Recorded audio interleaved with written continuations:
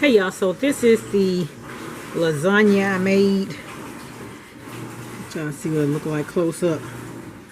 I had some spaghetti sauce left, and I went ahead and just did a lasagna out of it. And actually, this is not actually for tonight's meal or our Sunday meal, but I just went ahead and made it because I had the sauce left. I'm gonna cool this, cover it up with this plastic that I had put over there. I had sprayed it, this plastic here, and then I'm gonna cover it with that, and I'm gonna put the lid on it. This is one of them 99-cent pans I got from Kroger, remember, for Thanksgiving. And I'm gonna put this in the freezer, and then one day I'll take it out that morning. I have my son take it out when he get home at 2, and then we'll heat this up that night, and that'll be dinner along with the green salad.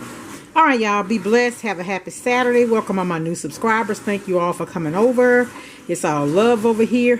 Hey, if you're watching and you haven't, 98% of my viewers are not subscribed, so go ahead and subscribe.